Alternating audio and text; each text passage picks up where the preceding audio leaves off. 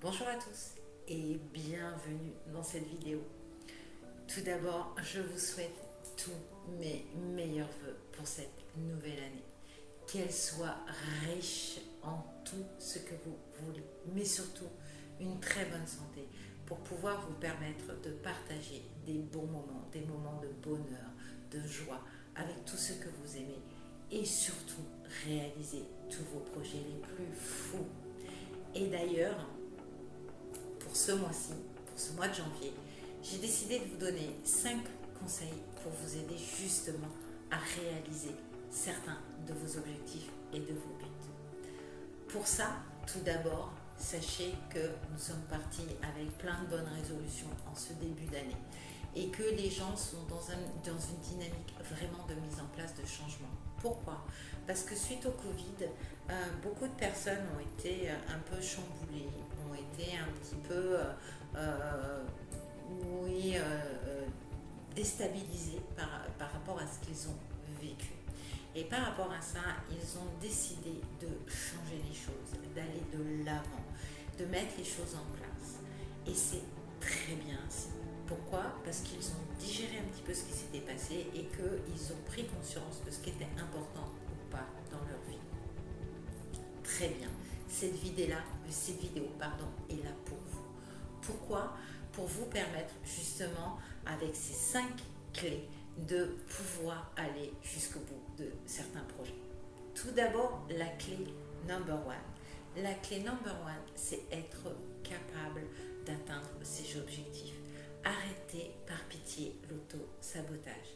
Arrêtez de vouloir aller tout là-haut si vous n'en êtes pas capable. Ça, c'est le meilleur moyen de se dire ah ben ouais, finalement je suis pas fait pour ça, ou finalement je vais jamais y arriver. C'est pas vrai. Ce n'est pas vrai. C'est juste parce que vous avez défini des buts ou des objectifs 10 fois trop grands pour vous. Le sommet de la montagne, je ne dis pas que vous n'allez pas l'atteindre, mais parfois il est préférable de choisir le milieu de la montagne, d'accord? Première étape, pour pouvoir après atteindre le sommet de la montagne. Parce que peut-être que vous n'êtes pas prêt pour l'instant, à l'instant T, d'atteindre le sommet de la montagne, mais que vous êtes capable d'atteindre la moitié de la montagne. Et du coup, vous êtes encore plus près de votre but final. Donc, mettez des buts et des objectifs en rapport avec ce que vous êtes capable de faire. Il y a un dicton qui dit quand on veut, on peut. Alors, je suis désolée aujourd'hui, mais je vais contredire ce dicton-là. Pourquoi? Parce que bien souvent, il y a des personnes qui veulent, mais qui ne peuvent pas. Pourquoi? Parce qu'elles ont des comportements réflexes qui sont plus forts qu'elles, d'accord, suite à leurs expériences passées et aux insécurités qu'elles ont pu rencontrer. Et donc, le corps a mis en place des comportements de protection instinctifs.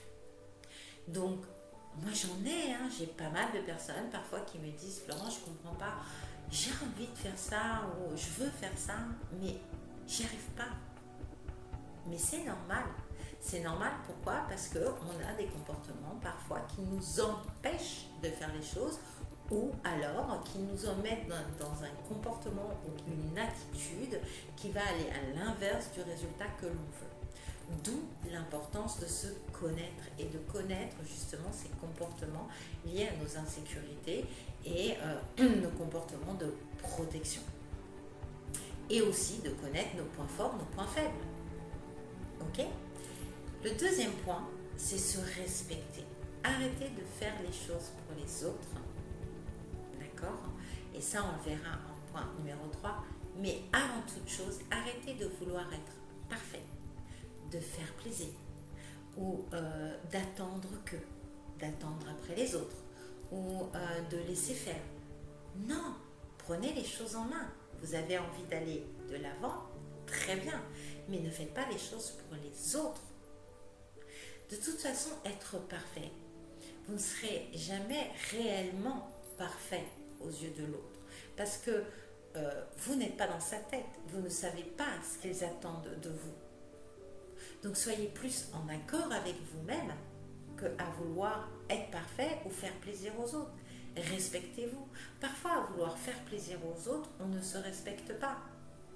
Et si vous ne vous respectez pas, sachez qu'à un moment ou un autre, vous mettrez votre corps en insécurité parce que vous n'aurez pas envie ou que ça ne va pas vous mettre à l'aise et du coup, vous ne serez pas en plein potentiel. Vous serez donc en insécurité.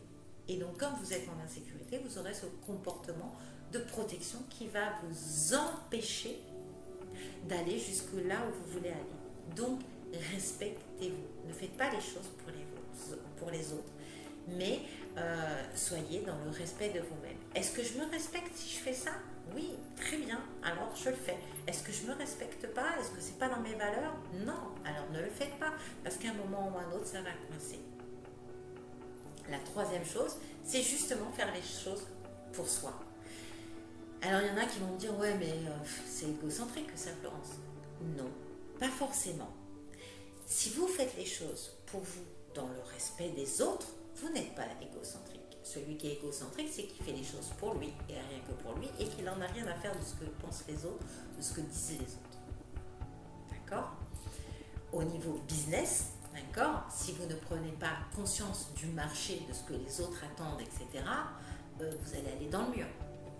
Donc l'égocentrique, il ne va pas y arriver. Par contre, faire des choses pour soi, ça amène quoi? La réussite, la confiance, le développement des performances, des capacités, et donc la réussite, la confiance, la sécurité apporte le bonheur, le bien-être. Et si vous êtes dans le bonheur, dans le bien-être, comment vous dire que ça va forcément se répercuter sur tous les gens qui sont autour de vous. Donc faites les choses pour vous avant tout. Qu'est-ce qui m'anime? Choisissez vos buts, mais ne les subissez pas. Choisissez vos buts là où vous voulez aller en accord avec vous-même. Et là, le 2 et le 3, vous voyez qu'ils sont intimement liés. Donc, si vous choisissez des buts et des objectifs que vous êtes capable d'atteindre en vous respectant et pour vous, d'accord, parce que vous en avez envie, pas parce qu'on vous l'a demandé, mais parce que vous en avez envie et que ce sont vos valeurs, déjà vous comprenez bien que vous mettez plus de chances de votre côté d'y arriver. Et en plus, ça vous permet d'atteindre le point numéro 4, qui est de sortir de sa zone de confort. Pour pouvoir avancer, changer, il faut changer ses anciens schémas. Pour changer ses anciens schémas, il faut sortir de cette zone de confort. Sortir de sa zone de confort apporte des peurs. Elles sont normales et légitimes. Celui qui n'a pas peur, j'aurais tendance à dire qu'il est un petit peu déraisonné. Et puis en plus, ces peurs, utilisez-les à bon escient. Les peurs sont souvent irréelles et sont souvent une association de notre passé. Ça veut dire qu'à un moment donné, on a subi l'échec. Et donc, on a peur à nouveau de cet échec.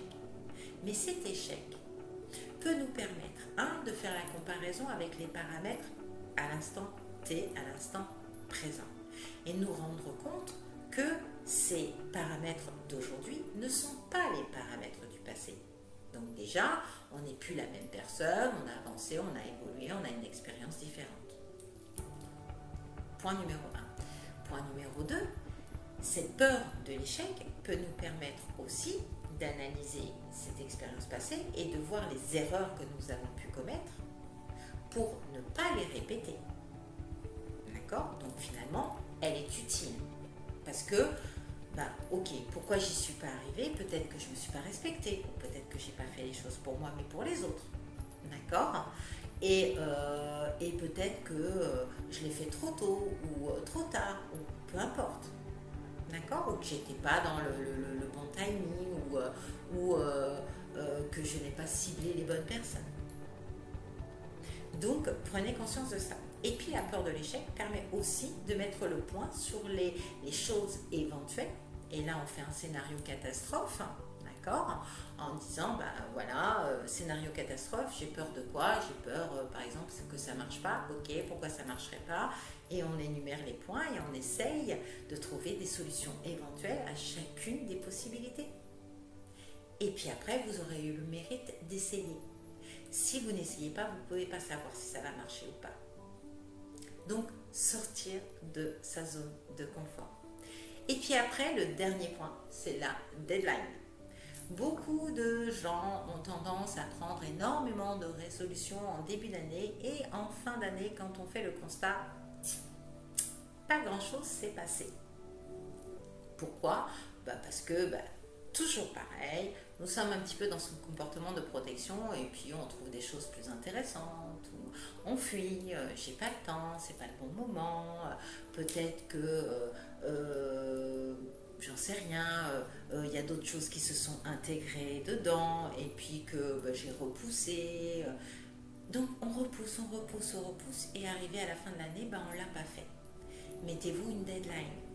Déjà, ça va vous permettre de planifier vos objectifs pour atteindre votre but. C'est une des choses importantes. Et la deuxième chose, ça vous permet au moins de dire, voilà, là, il faut que j'y sois arrivé. Donc de vous booster, de vous challenger pour y arriver à ce temps-là. Même si vous n'y arrivez pas, vous avez prévu 4 mois, et puis que dans 4 mois, vous n'y êtes pas arrivé, rien ne vous empêche de repousser à 5 mois. Mais mettez-vous une deadline. Psychologiquement, moralement, mentalement, ça booste et ça permet justement de mettre les choses en place, les actions en place. Ok? Donc je fais un petit résumé de ces 5 points clés. 1. Se mettre des objectifs au début que vous êtes capable de mener jusqu'au bout. Ne vous auto-sabotez pas. Respectez-vous. Ne faites pas les choses pour les autres. Faites les choses pour vous. D'accord? Parce que vous le voulez. D'accord? Pas parce que les autres. Faites vos propres choix. Sortez de votre zone de confort et mettez des deadlines. Voilà, c'est les 5 points clés déjà à pouvoir mettre en place une fois que vous avez listé un petit peu tous vos buts et vos objectifs pour pouvoir être sûr de les réaliser. N'hésitez pas à aller sur mon site internet, peut-être que des formations vont vous aiguiller pour vous aider justement à dépasser votre zone de confort, à vous respecter ou à atteindre un peu plus vos objectifs. Et puis si vous avez besoin d'un conseil ou d'une séance coaching pour vous aider à y voir plus clair, envoyez-moi un petit mail, c'est avec grand plaisir que je vous répondrai. Et bien en route, bienvenue dans cette nouvelle année, encore tous mes vœux. Et puis, bonne mise en place dans votre nouvelle organisation pour atteindre vos résolutions de la nouvelle année. Je vous embrasse tous très fort.